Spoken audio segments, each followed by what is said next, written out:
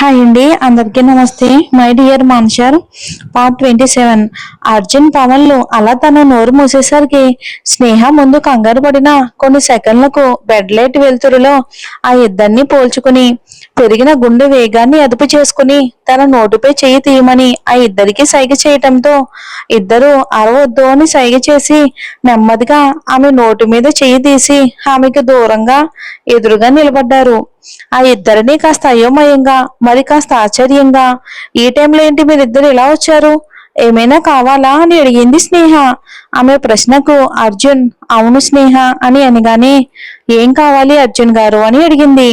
దానికి అర్జున్ నవ్వుతూ కాస్త నీ టైం కావాలి స్నేహ అని అనడంతో స్నేహ మామూలుగా అలాగే అర్జున్ గారు ఇప్పుడే తీసుకొస్తాను అని ముందుకు వెళ్ళబోతూ ఉంటే ఆమె మాటలకి అర్జున్ పవన్లు ఆశ్చర్యపోతూనే ముందుకు వెళ్ళబోతున్న స్నేహ చేతులు పట్టుకుని ఆపారు. దాంతో స్నేహ అయోమయంగా ఏమైంది అని అడిగేసరికి పవన్ కాస్త కోపంగా మేము నిన్ను అడిగింది కాసేపు నీ టైం మాకిమ్మని, దానికి తమరేం చేస్తున్నారు అని అనడంతో స్నేహ ఒక వెరునవ్వు నవ్వి అంటే అది మీరు ఇందాక భోజనం సరిగ్గా చేయలేదు కదా, ఆకలిగా ఉందేమో ఏదైనా వండి పెట్టమన్నారేమో అనుకుని సారీ అని అనగానే అర్జున్ ముద్దుగా ఉన్న స్నేహాన్ని చూసి నవ్వుతూ సరే పదండి సౌండ్ చెయ్యొద్దు అని ఇద్దరిని నెమ్మదిగా బయటికి తీసుకొచ్చి కారులో కూర్చోమని కార్ అయితే స్టార్ట్ చేశాడు. ఆల్రెడీ విషయం తెలిసిన పవన్ సైలెంట్ గా ఉన్నాడు, కానీ అసలు ఈ టైంలో ఎక్కడికి తీసుకెళ్తున్నారో అర్థం కాని స్నేహకు అయోమయంగా అనిపిస్తూ ఉంటే ఈ టైంలో ఎక్కడికి అర్జున్ గారు అని అంటుంది. ఇక గోకుల్కి నాకు కూడా ఇలా నైట్ టైంలో సిటీ అంతా చక్కర్లు కొడుతూ స్ట్రీట్ ఫుడ్ తినడం అంటే చాలా ఇష్టం స్నేహ. మాకు తినాలి అనిపించినప్పుడు తాతయ్యని అడిగితే అర్ధరాత్రులు ఏంటి అని కోప్పడతారేమోనని మేము తాతయ్యకి డౌట్ రాకుండా ఇదిగో ఇలానే ఆయనకి తెలియకుండా వచ్చి ఫుల్ గా ఎంజాయ్ చేసి మళ్ళీ తిరిగి ఏమీ తెలియలేనట్టు ఇంటికి వెళ్ళి నిద్రపోయే వాళ్ళం. అసలు తాతయ్యకి తెలిసేదే కాదు, కానీ గోకుల్కి పెళ్ళై వాడు వెళ్ళిపోయాక మళ్ళీ మేము ఇలా వెళ్ళిందే లేదు స్నేహ అని అన్నాడు పాత రోజులు గుర్తు చేసుకుంటూ అర్జున్. ఆ మాటకి స్నేహ పవన్లు చిరునవ్వుతో అర్జున్ని చూస్తూ ఉంటే అర్జున్ మళ్ళీ మాట్లాడుతూ ఇదిగో వీడిప్పుడు వెళ్తున్నాడు, మళ్ళీ ఎప్పుడొస్తాడో ఏమో, అందుకే ఈసారి వీడితో పాటు నీకు ఈ అడ్వెంచర్ ని పరిచయం చేద్దామని ఇలా ప్లాన్ చేశాను అన్నాడు. తన ఫేవరెట్ స్ట్రీట్ ఫుడ్ అయిన పావ్ బాజీ కనిపించడంతో కారు సైడ్ కి పార్క్ చేస్తూ ఇద్దరిని కారులో ఉండమని ముగ్గురికి 3 ప్లేట్లు తీసుకుని వచ్చి స్నేహ పవన్లకు చెరో ప్లేట్ ఇచ్చి తను ఎంజాయ్ చేస్తూ తింటూ ఉంటే స్నేహ అర్జున్ లో ఆ కొత్త యాంగిల్ ని ఇష్టంగా చూస్తూ ఉండిపోయింది. అర్జున్ తింటూనే స్నేహ తినకపోవడం గమనించి అరే తిను స్నేహ, చల్లారిపోతే అసలు బాగోదు అని అనడంతో స్నేహ తేరుకుని అర్జున్ నుండి చూపు తిప్పుకుని అది తను ఎప్పుడూ తినడమే కాదు కనీసం చూడను కూడా చూడకపోవటంతో ఎలా తినాలో తెలియక చూస్తూ ఉండింది. పవన్ కి బెంగళూరు స్ట్రీట్ ఫుడ్స్ అలవాటే కావడంతో తను తింటూ స్నేహ ఆలోచించడం చూసి అక్క ఇలా తినాలి అంటూ తను తింటూ చూపించేసరికి అదే విధంగా తిన్న స్నేహకు ఆ ఫుడ్ బాగా నచ్చేసింది. స్నేహ ఇష్టంగా తినడం గమనించిన అర్జున్ కి చాలా సంతోషంగా అనిపించింది. అక్కడ తినడం అవ్వగానే ఇద్దరిని దగ్గరలో ఉన్న బీచ్ కి తీసుకెళ్లాడు. ఇప్పటి వరకు స్నేహ తన స్వనయానాలతో బీచ్ మొహమే చూసిందే లేదు. ఇసుక తిన్నెల మీద కూర్చుని పండు వెన్నెలను నిండు చందమామను అలలతో ఎగిసి పడుతున్న సముద్రాన్ని చూస్తూ ఉంది. ఆమె పక్కనే కూర్చున్న పవన్ స్నేహ కళ్ళల్లో కనిపిస్తున్న సంతోషానికి మురిసిపోతూ నిన్ను ఇలానే చూడాలి అనుకున్నానక్క, నాకు చాలా సంతోషంగా ఉంది, ఇదంతా బావ వల్లే, మీరిద్దరు ఎప్పుడు ఇలానే హ్యాపీగా ఉండాలి అన్నాడు స్నేహను హగ్ చేసుకుంటూ. అప్పుడే వాళ్ళ కోసం వేడివేడిగా మొక్కజొన్న కంకులు తీసుకొస్తున్న అర్జున్ చెవిన ఆ మాటలు పడడంతో ఉన్న చోటే ఆగిపోయాడు అతని అడుగులు. ఒక పక్క స్నేహ ఆ నరకం నుండి బయటపడింది అని తన మెదడు తనకి సర్ది చెప్తున్నా జీవితాంతం స్నేహ జీవితం ఇంతేనా అని తన మనసు ప్రశ్నిస్తూ ఉంటే మోగబోయింది అర్జున్ మెదడు. ఇంతలో అర్జున్ని చూసిన పవన్ బావా అని పిలిచేసరికి తేరుకుని స్నేహ పక్కన కూర్చుని వాళ్ళిద్దరికి చెరో కంకిచ్చి తను తింటూ స్నేహాన్ని గమనిస్తూ ఉన్నాడు. అర్జున్ కి ఇలా బయటికి రావాలి అనిపించినప్పుడే మా అక్కకి బయట ప్రపంచంతో పరిచయమే లేదు అన్న పవన్ మాటలు గుర్తొచ్చి స్నేహాను కూడా తమతో తీసుకెళ్లాలి అనుకున్నాడు మన అర్జున్. ఇప్పుడు ఆమె కళ్ళల్లో మొదటిసారి బీచ్ ని చూసిన ఎగ్జైట్మెంట్ స్పష్టంగా తెలుస్తూ ఉంటే చాలా సంతోషంగా అనిపించింది అర్జున్ మనసుకి. కాసేపు అలానే కూర్చుని ముగ్గురు కబుర్లు చెప్పుకుంటూ మరో 2 గంటలైతే గడిపేశారు. బీచ్ లో ఎంతసేపు కూర్చున్నారో టైమే తెలియలేదు.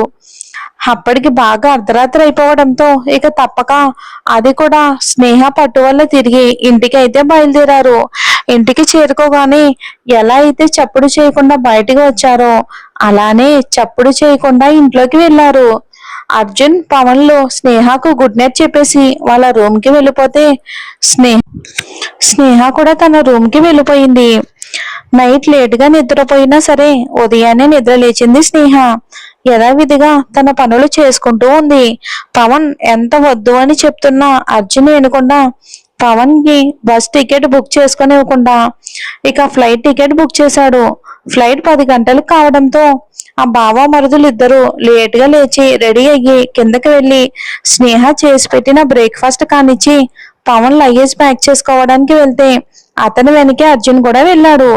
పవన్ లగేజ్ ప్యాక్ చేసుకుని ఆ రూమ్ నుండి బయటకు వస్తూ ఉంటే అర్జున్ పవన్ ని అక్కడే ఆపేసి తన పాకెట్ లో ఉన్న మనీ తీసి పవన్ పాకెట్ లో పెట్టగానే పవన్ కంగారుగా ఆ డబ్బు తీసి తిరిగి అర్జున్ చేతిలో పెట్టి ఇదేం వద్దు బావా ప్లీజ్ అని అనడంతో అర్జున్ తిరిగి మళ్ళీ ఇవ్వబోతూ ఉంటే పవన్ ఇబ్బందిగా బావా ప్లీజ్ నాకు నీ నుండి నా అక్క భర్తగానే కాదు సొంత అన్నలా నువ్వు నా మీద చూపిస్తున్న ప్రేమ అభిమానాలు మాత్రం చాలు నాకు ఇంకేమీ వద్దు అన్నాడు స్థిరంగా. ఆ మాటలకి అర్జున్ కి పవన్ లో తగ్గని ఆత్మ గౌరవమే కనిపించడంతో అతన్ని డబ్బు విషయంలో ఇబ్బంది పెట్టలేక ఇంకేం మాట్లాడలేకపోయాడు. అప్పుడే పవన్ ని పిలవడానికని వచ్చిన స్నేహ జరిగిందంతా చూసి ఈ కొద్ది రోజుల్లోనే ఆ ఇద్దరి మధ్య కుదిరిన బాండింగ్ కి చాలా సంతోషంగా ఫీల్ అయ్యింది. పవన్ గురించి స్నేహకు బాగా తెలుసు కాబట్టి అతని కోసం చేసిన సున్నుండల బాక్స్ లో తనకి అడ్వాన్స్ గా స్కూల్లో ఇచ్చిన డబ్బులు పెట్టి పవన్ చేతికిచ్చింది. పవన్ అశోక్ గారి దగ్గర ఆశీర్వాదం తీసుకుని రాజయ్యకి చెప్పి వెళ్తూ వెళ్తూ గోకుల్ కి కాల్ చేసి గోకుల్ మీరాలతో మాట్లాడి ఎయిర్పోర్ట్ కి అయితే బయలుదేరాడు. అర్జున్ పట్టుబట్టడంతో స్నేహ కూడా వాళ్ళతో ఎయిర్పోర్ట్ కి బయలుదేరింది. మొత్తానికి పవన్ కి చాలా భారమైన సెండ్ ఆఫ్ ఇచ్చి ఎగ్జామ్స్ అవగానే ఖచ్చితంగా రావాలి అని పవన్ దగ్గర మాట తీసుకుని అతన్ని ఫ్లైట్ టేక్ ఆఫ్ అయ్యే వరకు అక్కడే ఉండి తిరిగి ఇంటికి అయితే బయలుదేరారు స్నేహ అర్జున్లు. స్కూల్లో పర్మిషన్ తీసుకున్న స్నేహ కూడా కంగారుగా బయటికి వెళ్ళడం చూసి ఆమెను డ్రాప్ చేస్తాను అన్నా సరే స్నేహ వద్దు అర్జున్ గారు మీకు కూడా లేట్ అయిపోతుంది కదా మీరు వెళ్ళండి పర్లేదు దగ్గరే కదా నేను వెళ్ళిపోతాను అని ఫాస్ట్ గా నడుచుకుంటూ వెళ్ళిపోయింది స్నేహ. వెళ్తున్న స్నేహాన్ని చూసి నిట్టూర్చి తన ఆఫీస్ దారి పట్టాడు అర్జున్ కూడా. మొత్తానికి పవన్ రాకతో అయితే అర్జున్ స్నేహాలు చాలా మంచి ఫ్రెండ్స్ అయ్యారు. పవన్ వెళ్ళిన తర్వాత 2 రోజులు అర్జున్ ఆఫీస్ వర్క్ లో చాలా బిజీ అయిపోయాడు. కనీసం తిండి తినే తీరు కూడా లేకపోవడంతో అశోక్ గారు స్నేహ బలవంతం చేసేసరికి ఏదో తిన్నాను అంటే తిన్నాను అని అనిపించేసేవాడు. మొత్తానికి మరుసటి రోజు నైట్ కి తన వర్క్ అంతా పూర్తి చేసుకుని అప్పటికే పని అంతా ముగించుకుని ఇక ఫ్రెష్ అవ్వడానికి వెళ్ళబోతున్న స్నేహ రూమ్ డోర్ లాక్ చేశాడు అర్జున్. డోర్ తీసి అర్జున్ అక్కడ చూసిన స్నేహ ఏమైంది అర్జున్ గారు ఏమైనా కావాలా అని అడిగింది. దాంతో అర్జున్ కాస్త లోపలికి వచ్చి తనతో తెచ్చిన బాక్స్ స్నేహ చేతికిచ్చి ఇది యాక్సెప్ట్ చేస్తే చాలు అన్నాడు నార్మల్ గానే. ఆ బాక్స్ చూసిన స్నేహకు అది మొబైల్ అని అర్థం అవటంతో నవ్వుతూ తిరిగి అది అర్జున్ చేతిలోనే పెట్టి నాకు విలువైన మీ స్నేహం చాలా అర్జున్ గారు మీ నుండి నేను ఇంకేమీ ఆశించట్లేదు అని అంది చాలా స్థిరంగా. ఆమె మాటలు అర్జున్ మనసులో చిన్నగా నొప్పిని పుట్టిస్తూ ఉంటే ఒకప్పుడు నువ్వు డబ్బు కోసమే ఈ పెళ్లి చేసుకున్నావని తనన్న మాటలకు తానే పశ్చాత్తాపపడుతూ స్నేహ చేతులు పట్టుకుని నేను నీతో ఎంత రూడ్గా బిహేవ్ చేశానో నాకు గుర్తుంది స్నేహ నేనన్న మాటలు నాకు ఇప్పటికీ గుర్తున్నాయి వాటిని మరిపించాలని నీకు ఇది ఇవ్వట్లేదు. అయినా నీ మంచి మనసుకి, నీ స్నేహానికి, నీ అభిమానానికి నేను వెల కట్టడం లేదు స్నేహ. ఇది నీకు ఇప్పుడు అవసరం, అందుకే ఇస్తున్నాను. ప్లీజ్ కాదనొద్దు అని అన్నాడు. ఆమె కళ్ళల్లోకి చూసే ధైర్యం లేక పక్కకి చూస్తూ అర్జున్. దాంతో స్నేహ నవ్వుతూ, నాకు ఫోన్తో ఎలాంటి అవసరం లేదు అర్జున్ గారు. నాతో ఫోన్లో మాట్లాడేది అరుణ్ అన్నయ్య, పవన్, అంతే కదా. ఇక నాకు ఫోన్తో పనేంటి అర్జున్ గారు అని అడిగింది, అతనికి వాస్తవాన్ని తెలియజేస్తూ.